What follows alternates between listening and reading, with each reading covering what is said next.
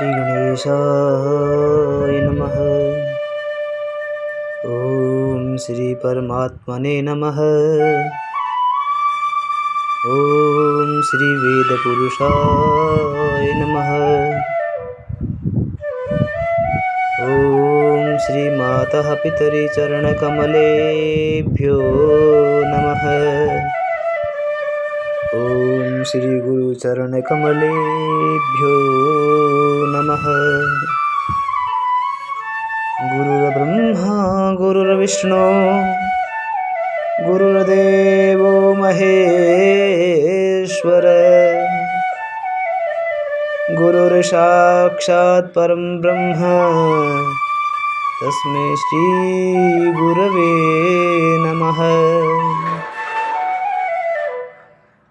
मंगलं भगवान् विष्णु मंगलं गरुडध्वज मंगलं पुंडरीकाक्ष मंगलायस्तनोहरि।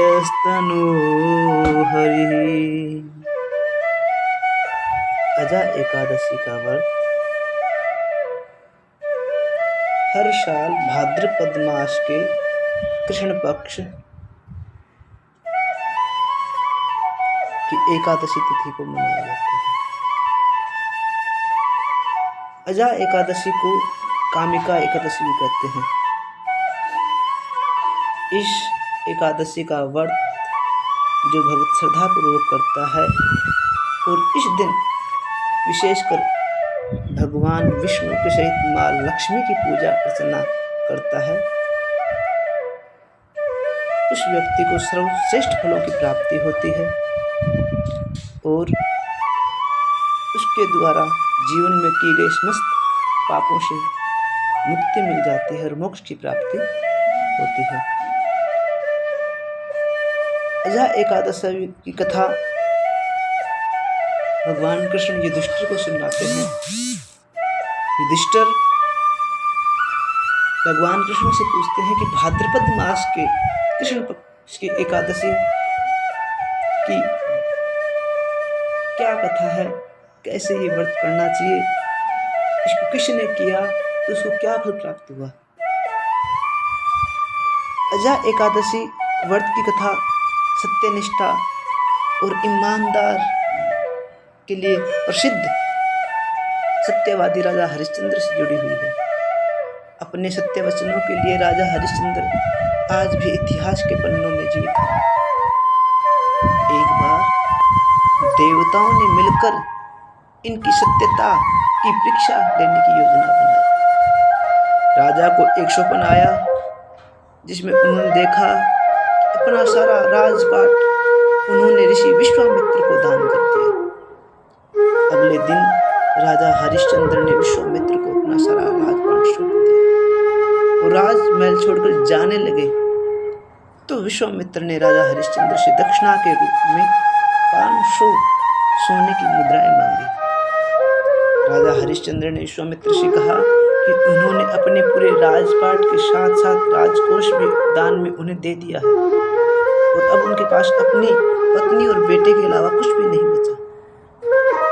राजा ने विश्वामित्र की मांग को पूरा करने के लिए अपनी पत्नी, पुत्र और स्वयं को एक चंडाल को बेच दिया और बदले में मिली स्वर्ण मुद्राएं विश्वामित्र को दान में दे दी। वे अपनी पत्नी और बेटे से बिछड़ गए और उस चंडाल के यहाँ काम करने लगे।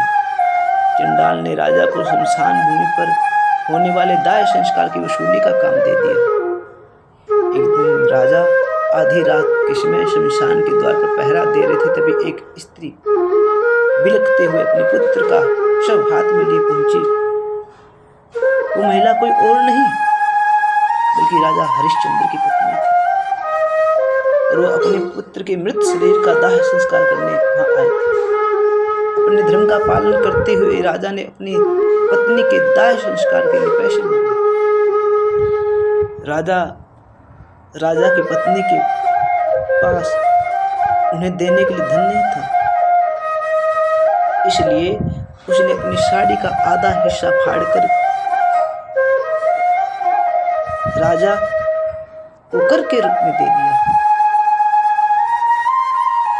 राजा हरिश्चंद्र की कृत्य निष्ठा देखकर भगवान वहां प्रकट हुए और अपना राजपाट उन्हें लौटा दिया। साथ ही राजा के पुत्र को भी जीवित कर दिया। कहा जाता है कि जिस दिन यह घटना हुई उस दिन अजा एकादशी का व्रत था। राजा हरिश्चंद्र के साथ ही उनकी पत्नी ने भी सुबह से अंजल ग्रहण नहीं किया था। दोनों की इस दिन व्रत का फल मिला। आपने अभी कथा का श्रवण किया और आज की एकादशी जो अजा एकादशी के व्रत की पौराणिक और धार्मिक महत्ता के चलते प्राचीन समय से लेकर आज तक आज यह व्रत रखे जाने का विधान है। इस व्रत की महत्ता आप इसी बात से समझिए कि इस दिन से जुड़े कथा को केवल सुनने मात्र से अश्वमेध का फल प्राप्त होता है। अजा एकादशी के व्रत से इंसान लोभ काम आदि से ऊपर उठकर धर्म मार्ग पर चलने की प्रेरणा मिलती है। एकादशी का व्रत करने की विधि कैसी होती है कि 10वीं तिथि की रात को यानी एकादशी से एक दिन पहले मसूर आदि की दाल खाने की मनाही होती है। ऐसा माना गया है कि अगर जातक व्रत से पहले मसूर की दाल का सेवन करता है तो उसे शुभ फलों की प्राप्ति नहीं होती। अजा एकादशी के दिन शहद भी निषेध किया गया है। खाने में शहद का निषेध है। एकादशी के दिन अगर व्रत का पूर्ण फल चाहते हो तो अजा एकादशी को शहद का सेवन भी नहीं करना चाहिए। एकादशी के दिन पूर्ण रूप से ब्रह्मचर्य का पालन करना चाहिए। अजा एकादशी के व्रत के दिन चने का भी निषेध है, तो इसलिए पूजा में भी चने आदि का प्रयोग नहीं करना चाहिए। अजा एकादशी को व्रत रखने वाले जातकों को 10वीं तिथि से कुछ नियमों का पालन करना चाहिए।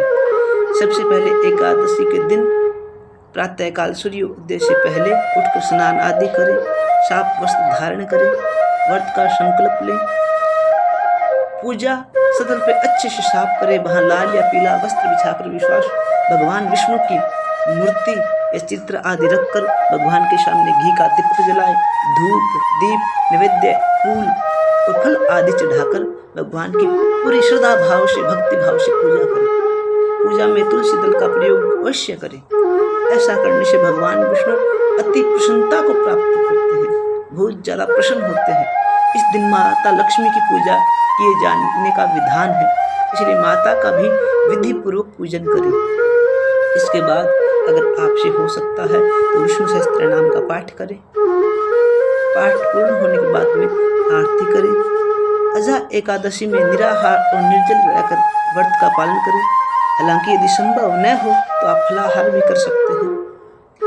इस व्रत में रात्रि को जागरण कीर्तन करना चाहिए। द्वादशी के दिन प्रातःकाल उठकर विधिवत भगवान की पूजा कर ब्राह्मण को भोजन कराएं और दक्षिणा दें और फिर बाद में स्वयं व्रत का पारण करें। अजा एकादशी के व्रत की महत्ता बहुत है। कथा आपने सुनी। अब आप कथा सुनने के बाद में हमारे चैनल को लाइक करें, शेयर करें, सब्सक्राइब करें और अगर आप विष्णु सहस्त्र नाम सुनना चाहते हैं, आप पाठ नहीं कर सकते हैं, तो भी हमारे चैनल के ऊपर आपको विष्णु सहस्त्र नाम सुनने के लिए भी लिंक सेंड कर दिया जाएगा। जय श्री राधे, जय श्री कृष्ण, राधे श्याम।